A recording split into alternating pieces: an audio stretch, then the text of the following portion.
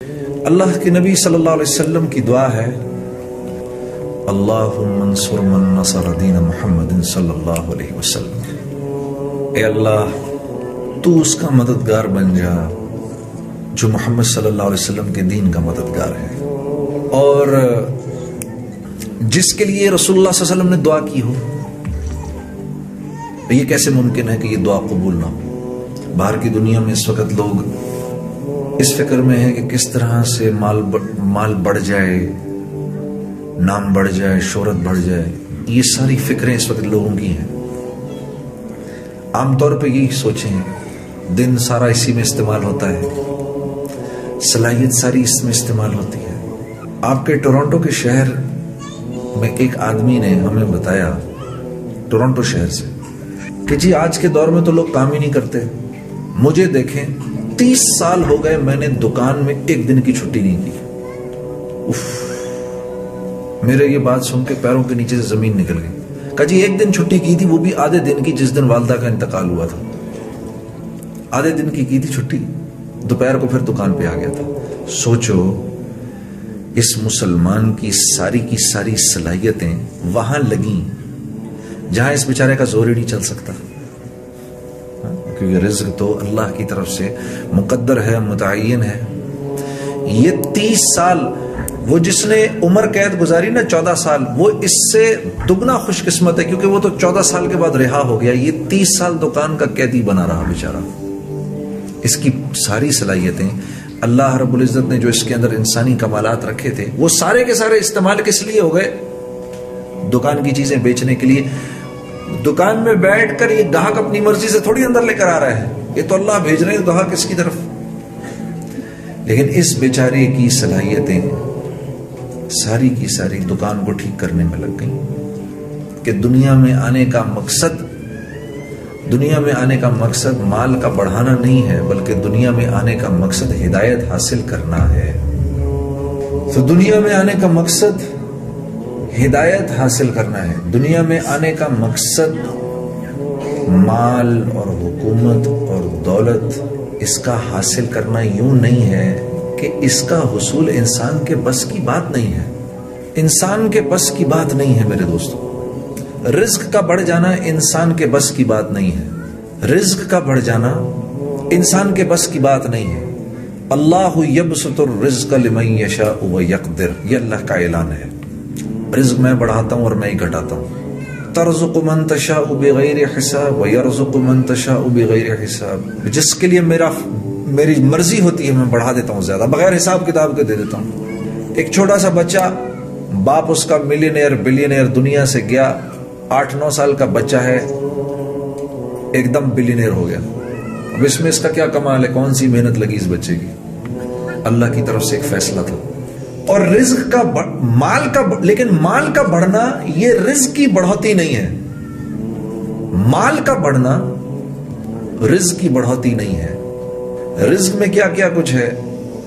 رزق میں مال بھی ہے، نیک بیوی بھی ہے، فرما بردار اولاد بھی ہے، معاشرے میں لوگوں عزت بھی ہے، سر ڈھانکنے کے لیے، سر چھپانے کے لیے چھت بھی ہے، کپڑے تن ڈھانپنے کے لیے کپڑے بھی ہیں،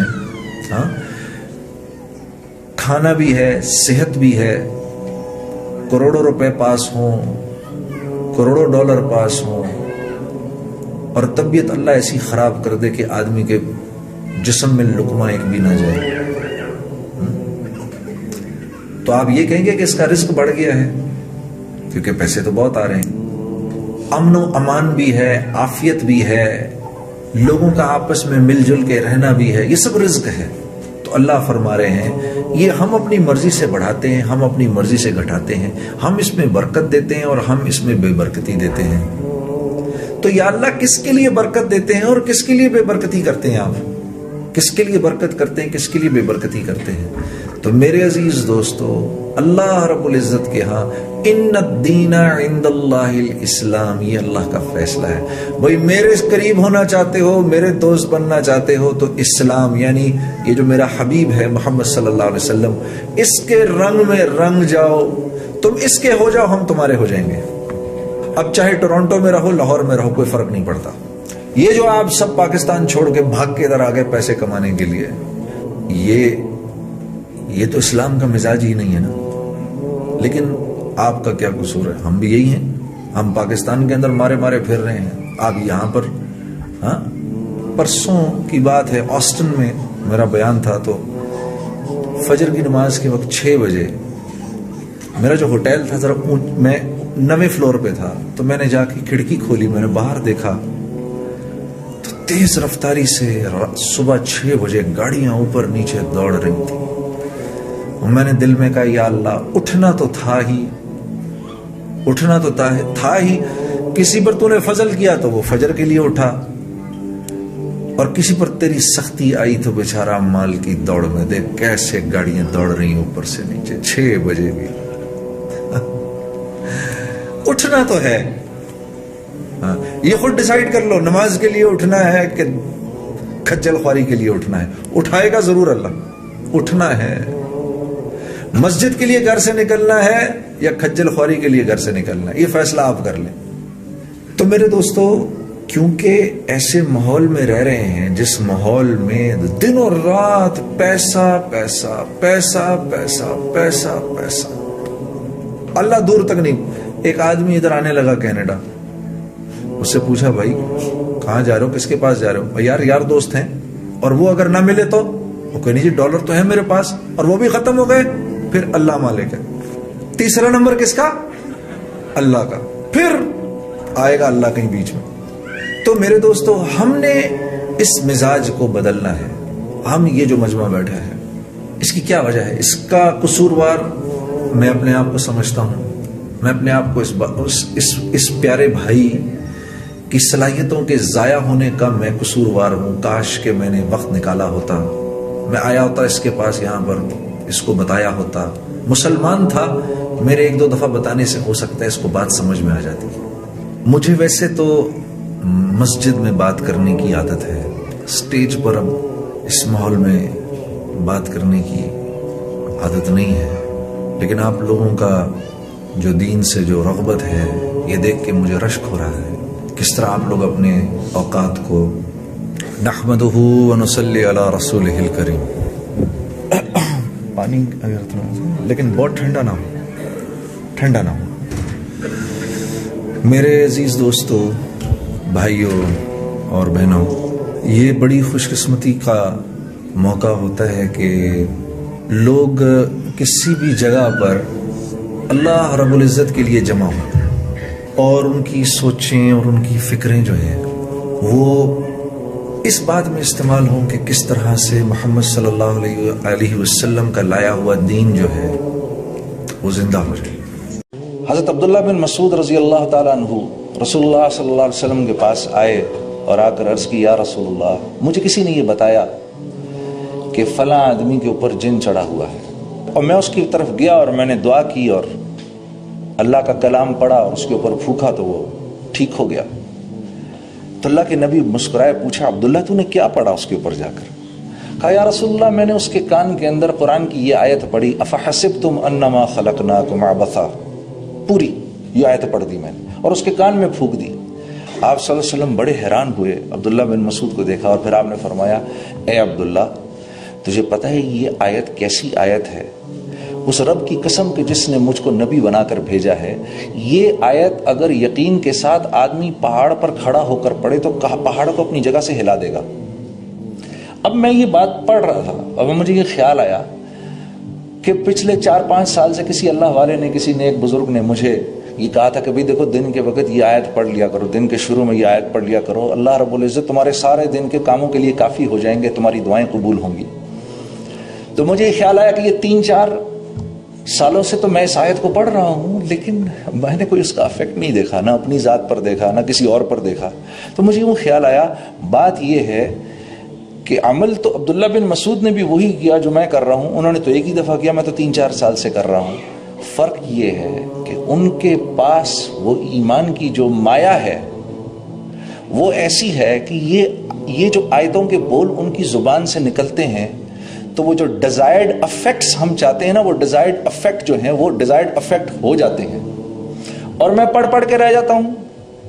ابھی ہم حج پر تھے، بڑے فخر سے انہوں نے بتایا کہ بھئی اس سال تو 45 لاکھ آدمی نے حج کیا.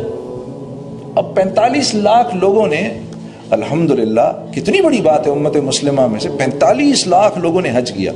لاہور کی آبادی 45 لاکھ کی ہے, تو مکہ اتنا چھوٹا سا شہر ہے, وہ 45 لاکھ بندہ مکے میں, اللہ نے ان کے وہاں پر کھانے کا بھی انتظام اور پینے کا بھی انتظام, نہانے دھونے کا بھی انتظام, پانی کیسے خرچ ہوتا ہوگا.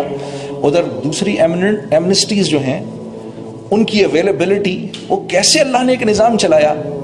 اور وہ 45 لاکھ کے 45 لاکھ اللہ سے یہ دعا کرتے ہوں گے, یا اللہ مسلمانوں کو پھر سے عروج نصیب فرما, اسلام کو عروج نصیب فرما, یا اللہ ہماری زندگیوں کو قبول فرما. وہ سب کیا کیا دعائیں نہیں کرتے ہوں گے.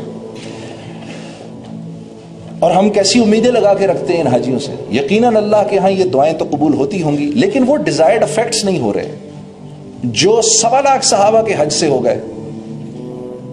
انہوں نے تو 30 سال کے اندر 1.25 لاکھ صحابہ ہی تو تھے جب اللہ کے نبی نے اس دنیا سے وصال فرمایا. تو ان کے دنیا سے چلے جانے کے 30 سال کے بعد مسلمان 3 بر اعظموں کے بادشاہ بن گئے. 3 بر اعظموں کے بادشاہ بن گئے. کیا ہوا؟ فرق کیا ہے؟ وہ ایمان کی کمی فرق ہے میرے دوستوں, اور کوئی نہیں. اعمال وہ بھی وہی کرتے ہیں, وہ بھی وہی کرتے تھے جو میں اور آپ کر رہے ہیں, بلکہ ہم زیادہ کر رہے ہیں. عبداللہ بن مسعود ایک دفعہ تابعین کی ایک جماعت بیٹھی ہوئی, تو ان سے فرمانے لگے, اے تابعین کی جماعت, آج تم لوگ روزے بھی زیادہ رکھتے ہو, نماز بھی زیادہ پڑھتے ہو, قرآن بھی زیادہ پڑھتے ہو. صحابہ اتنا نہیں کرتے تھے, لیکن اللہ کے ہاں وہ بڑے مقبول لوگ تھے. فرق کیا ہے؟ فرق کیا تھا کہ ان کے دل دنیا کی لذتوں اور اس کی حب جا اور حب مال سے ان کے دل خالی تھے, اور ہمارے دل بھرے ہوئے ہیں. میرا دوست ہے سعید انور, کرکٹ پلیئر جو ہے ہمارا, میں اور وہ جماعت میں ایک ساتھ سفر کرتے ہیں. تو وہ ایک بات اکثر کہتا ہے, اور بڑی اچھی بات وہ کہتا ہے. وہ یہ کہتا ہے, دیکھو ایک کنواں ہے نا جس میں پانی ہے, ٹھیک ہے, اس کنویں سے سب نفع اٹھا رہے ہیں. اگر اس کنویں کے اندر ایک مرا ہوا کتا گر جائے آ کر, ایک مرا ہوا کتا ہی تو ہے, اتنا بڑا کنواں ہے بھائی, اتنا پانی بھرا ہوا, ایک مرا ہوا کتا ہی ہے. اب مجھے بتاؤ, ہم میں سے کیا کوئی بھی اس کنویں سے کوئی نفع اٹھا سکتا ہے؟ نہیں اٹھا سکتا. آپ اس میں پانی پہ پانی بھرتے رہو, بھرتے رہو, بھرتے رہو, کوئی نہیں. لوگ کہیں گے 1 منٹ رکو, سب سے پہلے اس مرے ہوئے کتے کو باہر نکالو, اس کو باہر نکالو. اس کے باہر نکل جانے کے بعد اب جو تم چاہتے ہو وہ ہو جائے گا. پھر پانی کو صرف ایک ہی دفعہ صاف کرنے کی ضرورت ہے. اب جو پانی بھرو گے اس پانی سے تم ہر قسم کا نفع اٹھا سکتے ہو, اس کو پی بھی سکتے ہو, اسے وضو بھی کر سکتے ہو, اور گھر کا کھانا بھی پکا سکتے ہو. تو اعمال کی کمی نہیں ہے, اعمال تو ہم کر رہے ہیں الحمدللہ. میرے عزیز دوستوں, میرے بھائی اور میری بہنوں, فرق صرف یہ ہے کہ ہمارے دل ایمان کی مایا سے خالی ہے. ہاں میرے بھائی اور میری بہنوں, دنیا میں آ جانے کے بعد ہمارا سب سے قیمتی اثاثہ ایمان ہے. حضرت عمر رضی اللہ تعالیٰ عنہ پر جب کوئی حال آتا تھا, کوئی دنیاوی حال آتا تھا, تو آپ اللہ سے بہت شکر کرتے تھے, یا اللہ تیرا لاکھ لاکھ شکر ہے کہ یہ حال میری جان پر آیا ہے, میرے ایمان پر نہیں آیا. کیونکہ میرے دوستو, ایمان وہ اندر کی مایا ہے جو انسان کو اللہ کے حکموں پر کھڑا کرتی ہے. ورنہ آپ یقین کرو, تھوڑی دیر کے لیے سکھاؤ ایک غیر مسلم کو بھی 10 منٹ میں ہم نماز پڑھنی سکھا سکتے ہیں, وہ 10-15 منٹ میں نماز پڑھنا شروع کر دے گا. اسی طریقے سے تکبیر تحریمہ کرے گا, ہاتھ باندھے گا, کھڑا رہے گا, اسی طریقے سے رکوع میں چلا جائے گا, اسی طریقے سے سجدہ بھی کر لے گا. اور یہ بات ثابت ہے, پرانے وقتوں میں 1400 سال میں کئی دفعہ ہوا یہ کہ غیر مسلم جاسوسوں نے اماموں کا بھیس بدلا اور عرصہ دراز تک مسجدوں کی امامت کرتے رہے. تو یہ اعمال جو ہیں, نماز ہو گئی, روزہ ہو گیا, حج, زکوٰۃ, اچھے بول, میٹھا بول, اچھے اخلاق, اچھے معاملات, اللہ کے ہاں ان کی قیمت اسی وقت لگتی ہے جب دل کے اندر ایمان ہو, ورنہ اللہ کے ہاں ان کی کوئی حقیقت نہیں ہے. تو میرا آپ کا سب سے قیمتی اثاثہ ایمان ہے. ابھی کچھ دن پہلے میں ایک چیز پڑھ رہا تھا کہ اچھا, میری ایک گزارش ہے بھائی, جتنی دیر میں بات کروں بھائی کوئی تکبیر اور نعرے نہیں لگانے یہاں پر. ہاں ذرا تھوڑی دیر آپ کی مجھے توجہ کی ضرورت ہے، کیونکہ میں دنیا کے اس وقت اتنے سارے کام چھوڑ کے آپ کے پاس آیا ہوں کہ میں آپ کو بتا نہیں سکتا. اور میں کیونکہ یہاں پر آنے کی ضرورت سمجھتا تھا، اس لیے بڑی ضروری اپوائنٹمنٹس میں نے کینسل کی ہوں، پھر میں یہاں آیا ہوں. اور یہ میں آپ کو اس لیے، میں کوئی بڑی بات نہیں کر رہا، یہ میں آپ کو اس لیے بھی بتا رہا ہوں کیونکہ میں یہ اپنی ذمہ داری سمجھتا ہوں کہ آپ سب حضرات جو ہیں یہ اس ملک کے کل کے معمار ہیں، اور نہ صرف یہ کہ پاکستان بلکہ پوری امت مسلمہ کی باغ ڈور کل آپ کے ہاتھ میں ہونی ہے. اور میری دل و جان سے آپ کے لیے دعا ہے کہ اللہ رب العزت آپ لوگوں سے اپنے دین کا کام لے، کیونکہ جس کے لیے اللہ نے یہ فیصلہ کر لیا کہ میں نے اس سے کام لینا ہے، یقین کرو میرے دوستو، آپ ذرہ کریں گے اور اللہ آپ سے ایسے کام لے گا. آپ ایک قطرہ کام کریں گے، اللہ آپ سے کام ایسے لے گا جیسے سمندر سے لیتا ہے. وہ اس کی اپنی مرضی پر ہے آپ میں سے کس کو چن لے. ٹھیک ہے، یوں اگر ہم زور لگائیں تو کسی کو 2 رکعت نماز بھی نہیں پڑھا سکتے. ہاں، لیکن اگر اپنی زندگی کو ٹھیک کرنے کا فیصلہ کر لیں تو پھر اللہ کی طرف سے آسمانوں پر چناؤ ہوتا ہے کہ اس نے اپنے آپ کو ٹھیک کرنے کا ارادہ کر لیا، اس لیے اب ہم اس کی ذات کو، اس کی زندگی کو اوروں کی ہدایت کا ذریعہ بنائیں گے. یہ ہے سارا معاملہ. اللہ رب العزت نے انسان کی فطرت یہ بنائی ہے کہ وہ ہر جگہ اپنی کامیابی ڈھونڈتا ہے. This is the nature of man. He wants success. He is looking for success all the time. That's his nature. یہ اس کی فطرت کا حصہ ہے. He wants to be successful. وہ کامیاب ہونا چاہتا ہے، ناکام نہیں ہونا چاہتا. ناکامی برداشت نہیں کر سکتا. Being unsuccessful is very difficult for humans to tolerate. Nobody likes to be unsuccessful. Everybody wants to be successful. اور جب اللہ نے انسان کو بنایا ہے تو اللہ انسان کی فطرت کو بھی پہچانتے ہیں. اللہ knows the nature of man and Allah knows he wants to be successful. He doesn't want to be unsuccessful. تو کیونکہ انسان وَمَا أُوتِيتُم مِّنْ عِلْمٍ إِلَّا قَلِيلًا، علم بہت تھوڑا دیا انسان کو. عقل ہے نہیں اس کے اندر، اور جو ہے وہ بھی بہت تھوڑی ہے. ٹھیک ہے، تو فرما رہے ہیں ہم ہی نے دیا، اور دیا بھی بہت تھوڑا ہے. قلیلا، next to nothing. We were the one who's given him and it's next to nothing. اور اس جہان کو کیسا بنایا؟ this world that we live in، اس کو بنایا، ایسا بنایا کہ یہاں جتنا ایفرٹ کرو گے اتنا ملے گا. وَأَلَّيْسَ لِلْإِنسَانِ إِلَّا مَا سَعَى. Without effort he will not get إِلَّا مَا شَاءَ اللَّهُ. کسی کو دے دے تو دے دیں، لیکن یہاں پر ہر ایک کو بولا کہ تم کو محنت کرنی ہے، اور محنت کا انداز بھی سکھایا کہ محنت کیا کرنی ہے. ہاں، all of you came to the US thinking what a beautiful life. ہاں ہے نا، اور ادھر آئے تو آسمان سے گرا، کھجور میں اٹکا. ادھر پتا چلا کہ جتنی پاکستان میں کرتے تھے، جتنی ہندوستان میں کرتے تھے، جتنی بنگلہ دیش میں کرتے تھے، اس سے 10 گنا کرنا پڑتا ہے ادھر. ادھر پیچھے پاکستان میں سب سمجھ رہے ہیں ڈالر بڑے مزے سے کما رہے ہیں. ایسا ہی آئی صاحب، ہاں 40-45 سال آئے، ابھی تمہارے اکاؤنٹ میں کتنے پیسے ہیں؟ جھوٹ نہیں بولنا. کچھ بھی نہیں ہے، کچھ بھی نہیں ہے. آج گھر واپس جاؤ گے تو قرضدار ہو کے جاؤ گے. یہ اس میں امریکہ کا کوئی قصور نہیں ہے. یہ دنیا اللہ نے بنائی ایسے ہے کہ جو اپنی خواہشات کو شروع میں دبائے گا اس کی مراد آگے جا کے پوری ہوگی. یہ دنیا بنی اس طرح ہے، اور ہمیں پتہ نہیں ہے کیونکہ علم بہت تھوڑا ہے، ہمیں نہیں معلوم. تو اللہ نے انبیاء کو بھیجا، کر کے دکھاؤ ان کو. تو جو نبی کی زندگی پہ چلا، دنیا بھی بن گئی اس کی اور آخرت بھی بن گئی. تو یہاں اپنی خواہش کو دبایا. کیوں دبایا؟ تاکہ آگے ساری خواہشات پوری ہو جائیں. ہاں, you curtail your desires over here right now so that the desires that you have, ultimately you are able to fulfill those desires later on. یہ اس دنیا کی حقیقت ہے.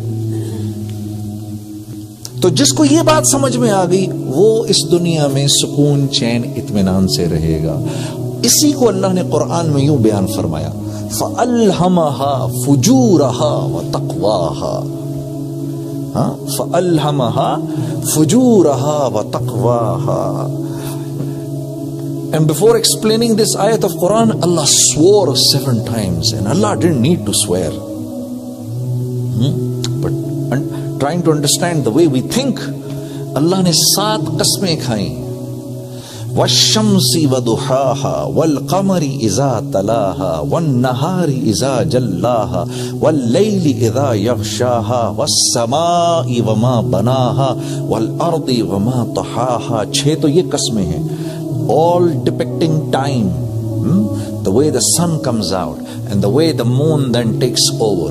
And look at how this, and Allah swore on the sky, and Allah, this is a beautiful swear, and Allah swore on the sky, and I swear on the creator of the sky, and look at the morning, and look at the night, and look at the sky, and look at the earth, and the creator of this earth.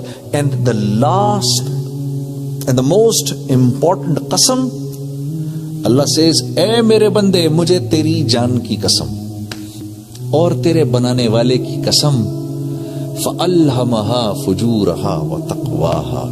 You have been ordained. تمہیں دنیا میں جب ہم نے بھیجا تو سیاہ اور سفید کا فرق سمجھا کر بھیجا. تم ماں اور بیوی کے فرق کو سمجھتے ہو, تم بیٹی کے اور بیوی کے فرق کو سمجھتے ہو.